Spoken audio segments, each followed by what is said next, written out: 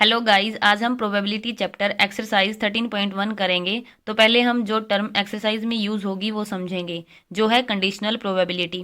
Conditional probability means कोई ना कोई कंडीशन लगाई होगी या तो थोड़ा बहुत ट्विस्ट लेके आए होंगे।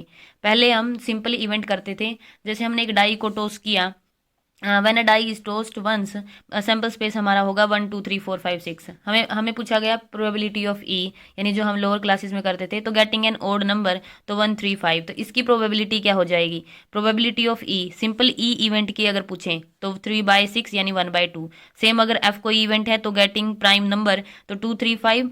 तो इसकी भी 3/6 से 1/2, ये हमारी सिंपल इवेंट होती थी। लेकिन अब की बार अब दिया है हमें कंडीशनल प्रोबेबिलिटी। तो कंडीशनल प्रोबेबिलिटी है हमारी P of E by F. P of E by F का मतलब है अगर तो एफ इवेंट हो चुकी थी, उसके बाद ई इवेंट होने की प्रोबेबिलिटी क्या रही होगी। तो उसको हम ऐसे डिफाइन करते हैं, P of E intersection F by P of F. इसको हम ऐसे भी रीड कर सकते हैं, P of E and F by probability of F. तो इसको हम इसी एग्जांपल से समझते हैं। तो हमने डाई को 1 टाइम टॉस किया तो सैंपल स्पेस 1 2 3 4 5 6 रहे होंगे। ई हमने इवेंटली getting an odd number, F हमने इवेंटली गेटिंग अ प्राइम नंबर। तो हमारे पास गेटिंग एन ओड नंबर और प्राइम नंबर की हमें पता ही है, तो 1 3 5 2 3 5 इनकी अलग अलग की प्रोबेबिलिटी हम पहले निकाल लेते हैं। तो P of E 1/2, P of F हमारा 1/2 हो जाएगा। क्योंकि हमें अब की बार क्या पूछा गया है कि प्रोबेबिलिटी ऑफ ई बताओ जब हमें पता है कि एफ हो चुका है। तो हम जैसे एक वेन डायग्राम ड्रॉ करते हैं, उसे इसको समझते हैं। तो अगर हमारा डाई हमने टॉस की तो हमारा सैंपल स्पेस है 1 2 3 4 5 6, यानी यूनिवर्सल सेट हमारा रहेगा 1 2 3 4 5 6। उसके बाद ई इवेंट हमने गेटिंग एन ओड नंबर, तो 1 3 5। एफ था हमारा प्राइम नंबर, तो 2 3 5। दोनों में कॉमन हमारा 2 हो गया। ये हमारा इनका ई और एफ का इंटरसेक्शन हो गया।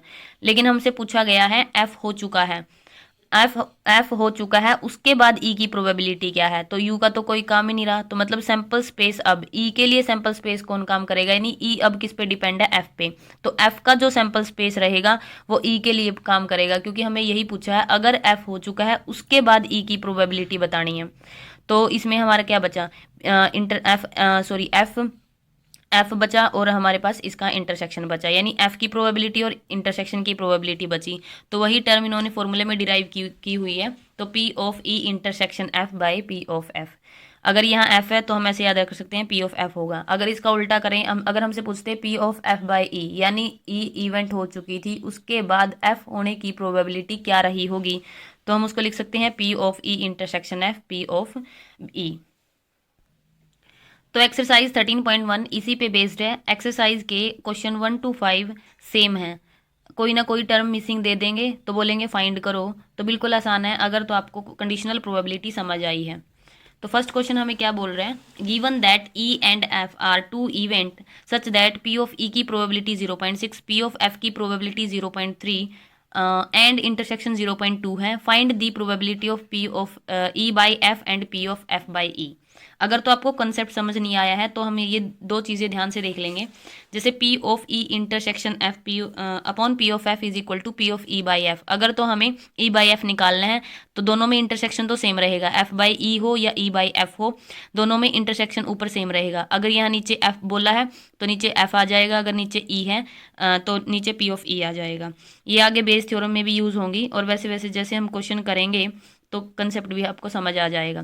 तो क्वेश्चन नंबर फर्स्ट में हमें ऐसा ही बोला हुआ है, ई बाई एफ और एफ बाई ई निकालने के लिए बोला है। सारी चीज़ें हमें गिवन है। तो पी ऑफ ई हमें 0.6, पी ऑफ एफ 0.3, इंटरसेक्शन इनका दे रखा है 0.2। तो क्वेश्चन के अकॉर्डिंग अगर हमें ई बाई एफ निकालना है तो इंटरसेक्शन तो दोनों में ही रहेगा, नीचे पी ऑफ एफ आ जाएगा। तो 0.2 upon 0.3 is equal to solve करेंगे 2/3 हो जाएगा। उसके बाद पी ऑफ सेकंड पार्ट है P of F by E, तो नीचे पी ऑफ ई आ जाएगा, इंटरसेक्शन तो दोनों में ही आएगा। तो 0.2 अपॉन 0.6 हमें वैल्यूज़ दी गई है, तो सोल्व करेंगे 1/3। आगे क्वेश्चन है compute P of A by B if P of B is equal to 0.5 and P of A intersection 0.32। मतलब हमें ए बाई बी निकालना है। इसमें ए की प्रोबेबिलिटी मिसिंग है, लेकिन हमें ए की प्रोबेबिलिटी की ज़रूरत भी नहीं है क्योंकि P of A by B पूछा है। तो नीचे ऊपर इनका इंटरसेक्शन, नीचे पी ऑफ बी आएगा, बी की हमें ऑलरेडी दी हुई है तो हम इसका यूज़ कर लेंगे। पी ऑफ बी हमें 0.5 दिया हुआ है, इंटरसेक्शन 0.32। तो ए बाई बी निकालना है, तो P of A intersection B upon P of B solve करके हमारा हो जाएगा 32/50। आगे है क्वेश्चन नंबर 3।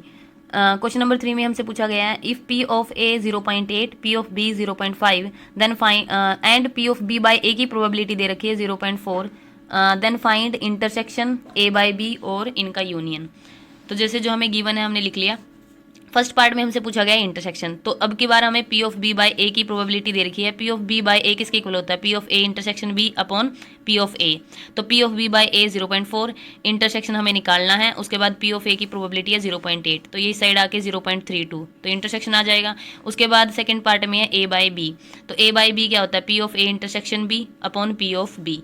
तो फर्स्ट पार्ट में हमने ए इंटरसेक्शन बी निकाला 0.32, वैल्यू पुट कर दी, और पी ऑफ बी की वैल्यू हमें गिवन है 0.5, तो सोल्व करने के बाद हमारा हो जाएगा 0.64। उसके बाद यूनियन दिया, थर्ड पार्ट में हमें यूनियन पूछा गया है P of A union B.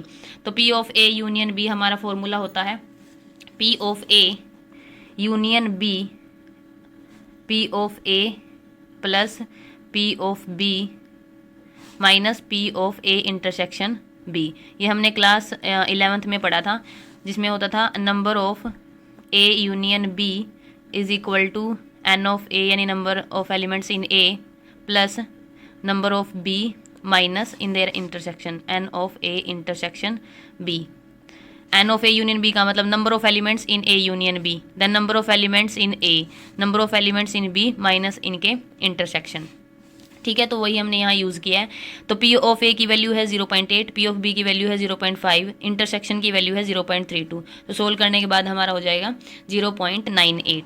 उसके बाद क्वेश्चन नंबर 4 है हमारा, उसमें पूछा गया है evaluate P of A union B, और गिवन है 2 P of A is equal to P of B is equal to 5/13, और हमें फाइंड करना है, इसमें हमें फाइंड करना है यूनियन फाइंड करना है दोनों का।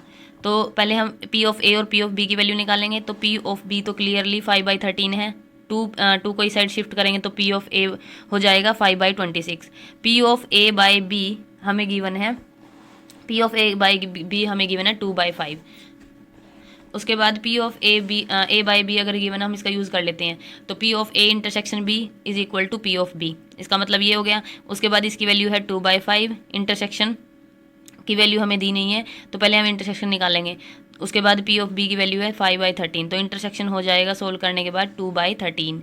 यूनियन की वैल्यू हमसे पूछी गई थी, तो P of A union B, P of A plus P of B minus P of A intersection B. अगर हमें यूनियन निकालना था, इनकी वैल्यू तो हमें पता थी, इसकी वैल्यू की ज़रूरत थी, तो हमें ए बाई बी की वैल्यू दी हुई थी पहले ही क्वेश्चन में, तो उसका यूज़ करके हमने इंटरसेक्शन की वैल्यू निकाल ली। तो P of A union B के अब इसमें पुट करके हमारा हो जाएगा 11/26। क्वेश्चन नंबर 5 भी सेम है। 5th में हमें पी ऑफ ए की प्रोबेबिलिटी दे रखी है 6/11, पी ऑफ बी हमें दिया हुआ है 5/11, और यूनियन की वैल्यू दी हुई है 7/11। तो इसमें हमें पहले पूछा है पी ऑफ ए इंटरसेक्शन क्या होगा, तो P of A intersection B कैसे निकल सकता है?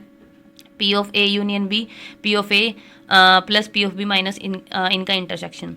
तो इसकी वैल्यू दी हुई है, इसकी भी दी हुई है, इसकी भी, तो इंटरसेक्शन की वैल्यू आ जाएगी। सोल्व करने के बाद P of A intersection B is equal to 4/11।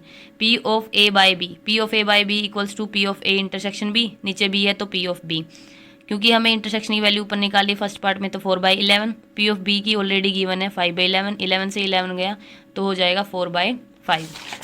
उसके बाद इसका थर्ड पार्ट है P of B by A. Third part हमसे पूछा गया है P of B by A, तो P of B by A हो जाएगा P of A intersection B upon P of A. P of A intersection B की value 4/11 first part से निकाली है, मल्टीप्लाई पी ऑफ ए, पहले ही हमने चेंज कर दिया 11/6, 6/11 दी हुई थी, तो ऊपर आके ये 11/6, तो 11 से 11 गया, 4/6 को हम सोल्व करेंगे तो 2/3। Thank you guys.